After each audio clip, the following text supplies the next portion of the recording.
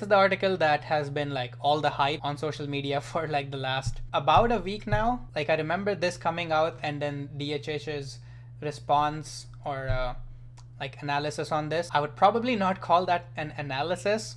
I'd probably just call that misrepresenting a very specific technical argument just to fit his own agenda. But let's see what this article is actually about. Scaling up the Prime Video AV monitoring service and reducing costs by 90%. The move from distributed microservices architecture to a monolith application helped achieve higher scale, resilience, and reduce cost. It kind of nicely encapsulates all the misunderstanding that has happened, which is that we're moving from a distributed microservices architecture, where there's also serverless in there somewhere, to a monolith application. It's the opposite of what AWS talks about all the time. Distributed microservices, especially serverless microservices, are a great way to scale up. But then here's a team within Amazon that are doing the exact opposite to achieve higher scale and reduce costs. So a lot of people look at this apparently and say that, oh, Amazon is just lying to us. March 22. Oh, this was a while ago. Holy shit. Yeah, I think this would have pretty much went under the radar as it did if DHH had not made a big deal about this. If DHH didn't try to like use this and like serve his agenda and like just make a, ooh, cloud is bad, microservices bad, serverless bad. Like this article would just have been what it was originally intended, which was talk about a very technical architecture problem. At Prime Video, we offer thousands of live streams to our customers to ensure that our customers seamlessly receive content. Prime Video set up a tool to monitor every stream viewed by customers. This tool allows us to automatically identify perceptual quality issues and trigger a process to fix them. So they're going to monitor the streams when you're watching them, so live. They try to identify quality issues, so like sync problems, corruption, things like that. So technical issues with the live stream, and they trigger a process to fix them. Got it. Okay.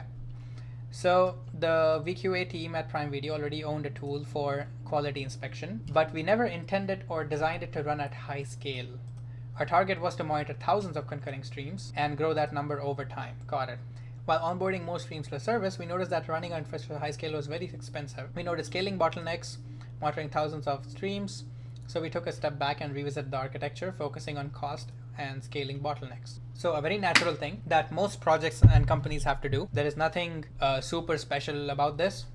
A lot of people have to end up doing this at some point. Almost everyone does, honestly. If you're like scaling up your project and you don't have to do a lot of re-architecting, you are very, very lucky. Initial version of service consisted of distributed components that were orchestrated by step functions. So the first time I was reading this article, this is the one sentence that as soon as I read this sentence, I was like, oh yeah, that makes sense. Of course. Because like after reading all of that, when I realized that they have a service that's analyzing live streams, that's analyzing like video content, I'm like, yeah, okay, you probably need to run a monolith. You cannot be running lambdas and step functions. So as soon as I read this, like most of this article became clear to me. But like we're going to read more of this anyways because they provide a much more in-depth. So two most expensive operations in terms of cost were orchestration workflow and the data passed between distributed components. For sure, yeah. To address this, we moved all of components into a single process to keep the data transfer within the process memory, which simplifies orchestration logic. Yeah, makes sense. And we compile all the operations into a single process. We could rely on scalable EC2 and ECS. Yeah. So all of this so far makes perfect sense, but we are going to like dive into the details. So there are three major components. There is a media converter that converts input audio video streams into frames or decrypted audio buffers that are sent to detectors, okay? So they're not going to analyze like a video file, they're going to decrypt it into frames and audio buffers. So, and analyze them individually. Defect detectors execute algorithms that analyze the frames, audio buffers in real time, looking for defects, okay? So it's a video freeze, block corruption, synchronization problems. Okay, so these are not like, this is not video feed from the original source. This is video feed that is coming, that is the streamed output. Like this is the audio video stuff that you are seeing on your browser or on your Apple TV, which is going back to their service. It's not the source material. If 10,000 people are watching one movie, this system is analyzing that movie 10,000 times, not just one time. And send real-time notifications when a defect is found, okay? For more information on topic, we can check that article, okay? That's where they describe their machine learning models to figure out how they are actually like detecting issues. Third component provides orchestration that controls the flow in the service. Okay, there's one component, their media converter, and then the defect detector. And then there is the orchestration. Okay, makes sense. Initial solution was a distributed system using serverless components. Makes sense. Step functions and Lambda. And yeah, again, when I read this part, I was like, yeah, okay, that makes sense. That probably was better initially, but it's going to be very expensive to scale because this is not the use case that Lambdas and step functions are designed to serve. This is really not that use case, and we are going to find out why. Yeah, it was a good choice for building the service quickly. In theory, this would allow us to scale each service component independently. However, the way we use some components caused us to hit a hard scaling limit at around 5% of the expected load. Interesting. The overall cost of building blocks was too high to accept the solution at a large scale. So this is the part which confuses me. Lambdas and step functions, they're supposed to scale basically infinitely. So the way we use some components, this is the part that needs more elaboration here to describe what exactly caused that 5% scaling limit. Like what bottleneck was there that wasn't able to scale. The following diagram shows serverless architecture of our service. So there's the entry point, and it's going to start conversion. There's the media conversion service. Okay, then some step functions. Okay, so these are the step functions that are probably orchestrating the entire analysis. So it's probably taking a video input and asking a bunch of different functions or compute units in this case, which are probably functions. But these are the compute units that are running the detectors, the defect detectors. The conversion service is getting the stream from the customer application, the front-end application that you're watching your video on, and it's going to decode that into audio video buffers and store it into S3. And then these defect detectors are going to pick up that and going to run their analysis, their machine learning algorithms. They're going to trigger a Lambda that aggregates all the results. They're just going to throw that into S3. Now here, this is probably going to trigger some change streams that are going to trigger like notifications. Oh no, never mind. Here are the notifications. So if any defects are detected, it's going to send real-time notifications into an SNS topic, which is probably going to trigger notifications to, like, it could be directly to Slack or something, like, hey, there are some major issues going on, you need to go and fix this. Or it might just be a dashboard where the results are aggregated and you can see like these aggregated results here that are stored in S3. But again, like same thing as here. When I saw this, I'm like, yeah, there's no way you're decrypting video into audio video buffers, storing them into S3 and then pulling that from S3. Like the bandwidth cost in these two arrows here is going to be fucking insane. This is very clearly not a serverless use case. You shouldn't be using serverless for this at all. Yeah, it makes sense that you would want to build this as fast as you can and not worry about scale in the beginning.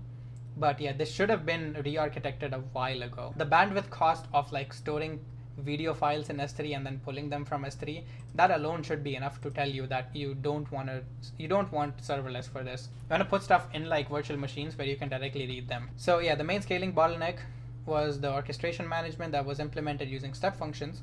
Our service performed multiple state transitions for every second of the stream, so we quickly reached account limits. Step functions charges users per state transition. Okay, that makes sense. The way they had handled the orchestration was that every time or every second of the stream they have to go through a state transition, which is not, yeah, that's not how step functions should be used. Second cost problem we discovered was the way we were passing video frames around different components. Yeah. Computationally expensive video conversion from jobs. So we built a microservice that split video into frames, temporarily uploads them to S3, and then detectors download images and process them in Lambdas. Yeah, this is the main thing that I almost immediately recognized that, yeah, you probably shouldn't be architected like this. So to address the bottlenecks, we initially considered fixing problems separately to reduce cost and increasing scaling capabilities. We experimented and took a bold decision: re-architect our infrastructure. Makes sense. We realized that distributed approach wasn't bringing a lot of benefit in our specific use case, so we packed all the components into a single process. This eliminated the need for the S3 bucket as an intermediary storage. Makes sense because the data transfer just happen in memory. Awesome. Implement an orchestration that controls components within a single instance. Yeah, that's all sounds great. It sounds like exactly what should have been done, or what should have been the case all along. I guess not all along, again, because when you're starting out, using lambdas and step functions is a pretty great way to just like get started with these products really quickly and have them up and running. But very clearly, the bandwidth cost is not worth it. The following diagram shows the architecture of the system migrating to a monolith. Okay, so you still have orchestration here. You still have a media converter. You still have detectors running in this module here. Everything looks pretty much the same. So the logical architecture of the system is basically the same. You can see here, like, there is a start analysis that kicks off the orchestration. There's a media converter that receives the stream from the customer application. When it's notified to start conversion, it'll do that and it will get the audio video buffers, which will then be piped into the detection algorithms, which will trigger the SNS topics if something is found. So instead of S3, this is just the instance memory. So immediately you can see that these two arrows that used to go to S3 now go to instance memory. So that's automatically a huge cost saver and a huge, not just a cost saver, but just a huge performance boost, because now large amounts of data transfer is not happening over the network. It's just happening in memory. And the detection results once again go to the aggregation, and they which are then stored in S3. The logical architecture of this is basically the same. The only thing that changed is how they're deploying it. So logically, they still have microservices. They still have a microservice for media conversion. They still have microservices for detection algorithms. They still have result aggregation service. They still have a thing on top that's orchestrating everything. It's just how they're deployed. Anyways, yeah, there we go. Conceptually, the high-level architecture remained the same. I still have exactly the same components. This allowed us to reuse a lot of code and quickly migrate to a new architecture. Awesome. Because they didn't actually like make it into a big ball of mud. In the initial design, we could scale detectors horizontally as each of them ran as a separate microservice. Yeah. However, in the new approach, the number of detectors only scale vertically because they all run within the same instance. Yep. Our team regularly adds more detectors to the service, and we already exceeded the capacity of a single instance. Makes sense? To overcome this problem, we cloned the service multiple times, parameterizing each copy with a different subset of detectors. We also implement a lightweight orchestration layer to distribute customer requests. The following diagram shows our solution for deploying detectors with the capacity of a single instance is exceeded. So they run in an ECS cluster. They forward the request to multiple of them. ECS for detectors 1 and 2, 3, 4, and 5, and then aggregate. Interesting. Audio video stream goes into both of them. So now I think here they might run into similar issues, or I guess the issue here, let's see if they talk. Okay, they don't talk about it. So the issue that I see with this architecture is that you will either end up decoding the same audio video stream twice, in which case you're kind of doing like duplicate work, or if you do it only once somehow, you now have to transfer that data from one instance to another. So the detectors for 1 and 2 and the detectors for 3, 4, and 5, they all have to operate on the same data somehow. So you still have either some data sharing or you have duplicate work. So that's still one problem that I see with this architecture. I guess they might be fine with doing the work twice, as long as it's only twice and not like 3 times, 4 times. Like if they have to scale this like across like 1,000 containers, which they might not have to do. I don't know. Well, I don't know too much about this, so I'll save my comments on that. But if for some reason they have to like feed the same audio video stream to multiple instances, that's where this might run into an issue. But it's possible that they don't have to do that. Like they probably just spin up new containers for new video streams instead of like the same video streams but multiple detectors, which is a way around that issue. Microservice serverless components are tools that work at high scale, but whether to use them over monolith has to be made on a case-by-case basis. 100% agree to this. Moving our service to a monolith reduced our infrastructure costs by 90%. It also increased our scaling capabilities. Today we are able to handle thousands of streams while we still have the capacity to scale the service even further. Moving from EC2 and ECS allowed us to use the EC2 compute saving plans. Interesting. That will help drive down the costs. I don't know what this is. I'll probably look at it later. Some decisions we are taking are not obvious, but they resulted in significant improvements. For example, we replicated a computationally expensive media conversion process, placed it closer to the detectors. Whereas running media conversion once and caching its outcome might be considered a cheaper option. Exactly. That's what I was talking about, that you're doing the same media conversion on the same thing potentially multiple times, which might be a little counterintuitive. And you might instead want to do it once and then cache it, but then you again have the bandwidth problems there. Yeah, we found this to be not cost effective. Okay, the trade-off between duplicating the work and having bandwidth cost. So I guess in their architecture, the duplicating the work is cheaper than transferring that over multiple instances. I think the biggest thing that I noticed here was that this was published on March 22nd, which was like more than a month ago. And all the conversation around it happened in the last week. And I'm pretty sure all of it happened because DHH decided to turn this into an agenda item for him. The changes we made allow Prime Video to monitor all streams viewed by our customers, and not just the ones with the highest number of viewers. Interesting. So the way that they were handling not being able to scale was to limit to the streams that have the highest viewers because they have the most impact. This approach results in even higher quality and even better customer experience. Okay, so great article. Here's my take on this, on the whole drama. I've made 3 videos on microservices so far, one of which was called Don't Build Microservices. Not because I don't like microservices or because they're a bad architecture. It's because it's an architecture. And like every piece of architecture out there, it has trade-offs.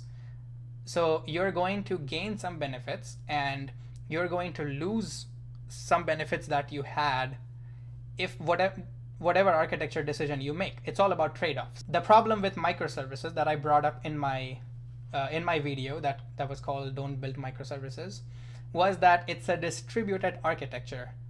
That's most of the issues of microservices, or the challenges, come from the fact that it's a distributed architecture.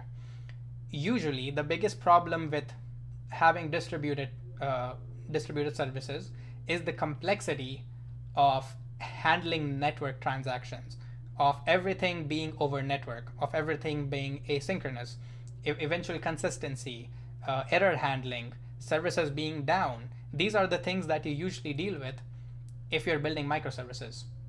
And that's because most of the applications that we build are not handling audio video, or super large files, or huge amounts of data.